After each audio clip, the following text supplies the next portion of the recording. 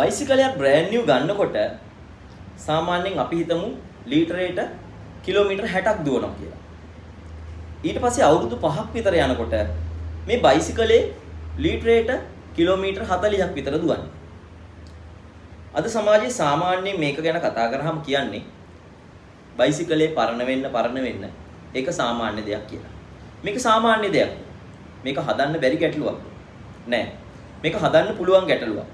අපේ නොදැනුවත්කම හින්දා තමයි අපි මේ විදිහට ලීටරයට කිලෝමීටර් 15ක් 20ක් අඩුවෙන් බයිසිකලේ පදින්නේ. දැන් මම කියලා දෙන්න හදන්නේ අන්න ඒ ගැන.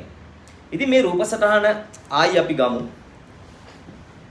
මේ තියෙන්නේ කාබ්ලේටර් එකක් ඇතුලේ පෙට්‍රල් වායු මිශ්‍ර වෙන විදිහ.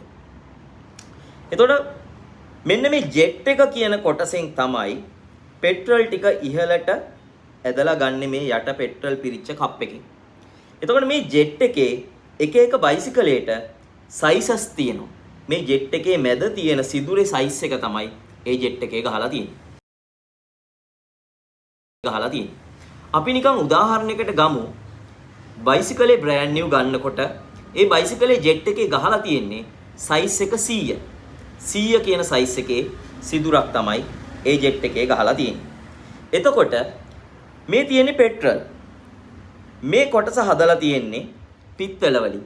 ජෙට් එක හදලා තියෙන්නේ පිත්තල වලින්. මේක තමයි අපිට මග ඇරුණු කොටස. පෙට්‍රල් කියන්නේ කාලයත් එක්ක ලෝහ ඛාදනය වන ඉන්ධනයක්. එතකොට මෙතනින් පෙට්‍රල් හැමතිස්සෙම ඉහළට ඇදලා ගන්නවා. එතකොට මෙන්න මේ සිදුර යම්කිසි කාලයකදී ඛාදනය වෙනවා. එතකොට සිදුරේ සයිස් එක මොකද වෙන්නේ? සිදුරේ සයිස් එක ලොකු වෙනවා. ජෙට් එකේ ගහලා තියෙන්නේ 100. නමුත් සිදුරේ සයිස් එක 105 106 විතර වෙලා තියෙන්න පුළුවන්. මම උදාහරණයක් ගත්තේ. අන්න ඒ කාරණාව තමයි අපි මග අරගන්න කාරණාව. අපි සාමාන්‍ය කිලෝමීටර් ලක්ෂයකට විතර සැරයක් මෙන්න මේ